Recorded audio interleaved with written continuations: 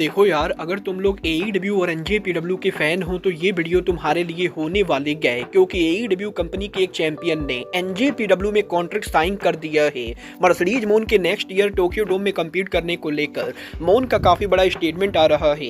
AEW wrestling के दो popular superstar company के ऊपर रिटर्न करने वाले गए। तो गाइज वहीं एडम कोपलैंड और क्रिश्चियन केज के रियूनियन को लेकर कोपलैंड का काफी बड़ा स्टेटमेंट आ चुका है। तो गाइज चलिए बिना किसी देरी के शुरू करते हैं इस वीडियो को। और सबसे पहले बात करेंगे एनजेपीडब्ल्यू के one of the biggest pay per view NJPW wrestle dynasty की। गाइड यहाँ पर ये बात तो हम सभी लोगों को मालूम है, इस साल टोक्यो डोम में एनजेपीडब्ल्यू के रेसल किंगडम के साथ साथ हमें यहाँ पर रेसल डायनेस्टी पेपर व्यू भी देखने को मिला। और एनजेपीडब्ल्यू के रेसल डायनेस्टी पेपर व्यू के ऊपर हर मैच के अंदर एईडब्ल्यू का कोई ना कोई रेसलर इन्वॉल्व था। और एईडब्ल्यू वर्सेज एनजेपीडब्ल्यू के टोक्यो डोम में सुपर शो होने के बाद भी एईडब्ल्यू के टेलीविजन के ऊपर रेसल डायनेस्टी पेपर व्यू को बिल्कुल भी प्रमोट नहीं किया गया, जबकि यहां पर रेसल डायनेस्टी पेपर व्यू सिर्फ यहां पर एनजेपीडब्ल्यू का पेपर व्यू ना होकर बल्कि यहां पर क्रॉस प्रमोशन पेपर व्यू था। और जिस तरीके से AEW company forbidden door pay per view NJPW के साथ करती गए, उसी तरीके से एनजेपीडब्ल्यू एईडब्ल्यू आरओएच सीएमएलएल और स्टारडम को साथ में लेकर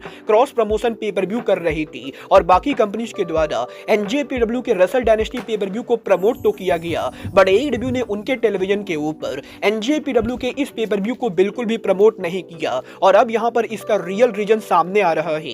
गाइस यहां पर एईडब्ल्यू का रेसल डायनेस्टी को प्रमोट ना करना और कुछ नहीं बल्कि एईडब्ल्यू के न्यू टीवी डील का रीजन है। गाइस यहां पर यह बात तुम सभी लोगों को मालूम है, एईडब्ल्यू के न्यू टीवी डील के अंदर एईडब्ल्यू कंपनी यहां पर एचबीओ मैक्स के ऊपर उनके शो को ब्रॉडकास्ट कर रही गए। और क्योंकि एनजेपीडब्ल्यू का रेसल डायनेस्टी पेपर व्यू दूसरे स्ट्रीमिंग सर्विस के ऊपर ब्रॉडकास्ट हो रहा था, तो इसीलिए यहां पर वार्नर मीडिया ये अलाउ नहीं करेगी कि कोई कंपनी जो उनके अंडर आती गए वो यहां पर किसी दूसरे ऐसे शो को प्रमोट करे जो यहां पर किसी दूसरे स्ट्रीमिंग सर्विस के ऊपर ब्रॉडकास्ट हो रही गए। और क्योंकि यहां पर वार्नर मीडिया का अपना स्ट्रीमिंग सर्विस एचबीओ मैक्स के ऊपर रेसल डायनेस्टी ब्रॉडकास्ट नहीं हो रहा था, तो इसीलिए वार्नर मीडिया ने अलाउ नहीं किया कि वार्नर मीडिया के एचबीओ मैक्स स्ट्रीमिंग सर्विस के ऊपर एईडब्ल्यू के शो के दौरान किसी ऐसे शो को प्रमोट किया जाए जो शो किसी और स्ट्रीमिंग सर्विस के ऊपर ब्रॉडकास्ट होने वाला है। और बेसिकली यहां पर लीगल इशू की वजह से एईडब्ल्यू कंपनी चाहकर भी रेसल डायनेस्टी पेपर व्यू के मैच कार्ड को प्रमोट नहीं कर पाई। वेल मेरे हिसाब से ये रीजन पूरी तरह से जस्टिफाइड है और एईडब्ल्यू को डेफिनेटली रेसल डायनेस्टी को प्रमोट नहीं करना चाहिए। बट गाइस जहां तक बात रही रेसल डायनेस्टी की, तो गाइस टोक्यो डोम में एनजेपीडब्ल्यू के रेसल डायनेस्टी पेपर व्यू के ऊपर फाइनली यहां पर इस साल मर्सिडीज मोन के इन रिंग डेब्यू मैच के ऊपर ही मर्सिडीज मोन के अनडिस्प्यूटेड ब्रिटिश वुमेन चैंपियन बनने के बाद मर्सिडीज मोन ने टोक्यो स्पोर्ट के साथ लेटेस्ट इंटरव्यू के ऊपर जापानीज रेसलिंग में उनके फ्यूचर को लेकर बात की, जहां पर मोन का ये कहना है कि वो यहां पर जब से प्रोफेशनल रेसलर बनी थी तब से ही वो टोक्यो डोम के अंदर रेसल करना चाहती थी। और इवन यहां पर मोन जब डब्ल्यूडब्ल्यूई के अंदर थी तब भी यहां पर वो टोक्यो डोम के अंदर रेसल करने का सपना देखती थी। और अब यहां पर फाइनली मर्सिडीज मोन का ये ड्रीम पूरा हो चुका है। बट अब यहां पर जब मर्सिडीज मोन टोक्यो डोम में रेसल कर चुके गए, तो मर्सिडीज मोन टोक्यो डोम के अंदर अब यहां पर एनजेपीडब्ल्यू के शो को हेडलाइन करना चाहते गए। और मर्सिडीज मोन का यह कहना है कि वो करंटली ये प्लान कर रहे गए कि वो एनजेपीडब्ल्यू का स्ट्रॉन्ग वुमेन टाइटल और रेवोल्यूशन प्रो रेसलिंग का ब्रिटिश वुमेन टाइटल आने वाले 1 सालों तक होल्ड करके रखेंगी। और नेक्स्ट ईयर एक बार फिर से टोक्यो डोम में जब शो होगा, तो नेक्स्ट ईयर शो के मेन इवेंट के ऊपर वो यहां पर टोक्यो डोम को हेडलाइन करेंगी। और मुझे यहां पर नहीं लगता है कि मर्सिडीज मोन जैसा रेसलर टोक्यो डोम को कभी मेन इवेंट करने वाला है। बट गाइज आपको क्या लगता है, न्यू जापान को मोन को मेन इवेंट स्पॉट देना चाहिए या नहीं? आप लोग मुझे कमेंट करके बताएंगे। बट गाइस जहां तक बात रही न्यू जापान की, तो अब मैं आपको बता दूं एनजेपीडब्ल्यू के प्रेसिडेंट हिरोशी तनाहाशी के रेसलिंग करियर को लेकर तनाहाशी की तरफ से काफी बड़ी अनाउंसमेंट हो चुकी है। गाइस यहां पर ये बात तो हम सभी लोगों को मालूम है, 2025 में जहां जॉन सीना डब्ल्यूडब्ल्यूई से रिटायर होने वाले गए, वहीं अगले साल टोक्यो डोम के अंदर हिरोशी तनाहाशी उनका रिटायरमेंट लेंगे। और यही तनाहाशी के टोक्यो डोम में रिटायरमेंट से पहले अब एनजेपीडब्ल्यू ने ये अनाउंस कर दिया है कि यूएसए के अंदर हिरोशी तनाहाशी का आखिरी मैच कब होगा। गाइस यहां पर एनजेपीडब्ल्यू ने ऑफिशियली ये अनाउंस कर दिया है कि हिरोशी तनाहाशी का यूएसए के अंदर आखिरी मैच हिरोशी तनाहाशी शिकागो के अंदर रेसल करेंगे, जहां पर एनजेपीडब्ल्यू के शिकागो में 11 अप्रैल को windy city Riot pay per view के ऊपर तनाहाशी आखिरी बार यूएसए के अंदर रेसल करने वाले गए। और हमें यहां पर 11 अप्रैल के ऊपर एनजेपीडब्ल्यू के 2025 windy city Riot pay per view के ऊपर हिरोशी तनाहाशी एक्शन में लास्ट टाइम देखने को मिलेंगे। वल देखना दिलचस्प होने वाला है कि यूएसए में तन्हासी के लास्ट मैच के ऊपर वो यहाँ पर किसको फेस करते गए। बट गाइस चलिए फिलहाल आगे बढ़ते और बात करते हैं एईडब्ल्यू सुपरस्टार कोनोसुके ताकेशिता की।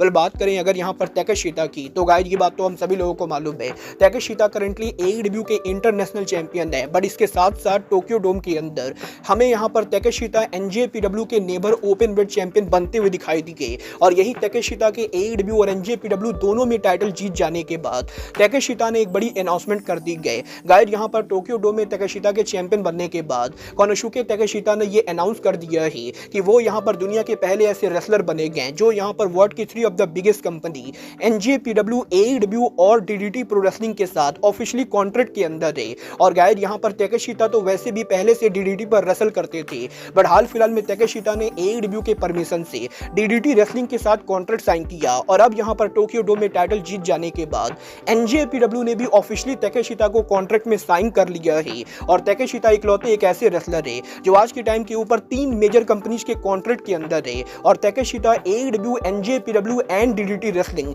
इन तीनों कंपनीज के लिए बराबर काम करने वाले गए। वल देखना दिलचस्प होने वाला है कि अब जबकि न्यू जापान ने ताकेशिता को साइन कर लिया है तो एनजेपीडब्ल्यू में ताकेशिता को पुश किया जाता है या नहीं।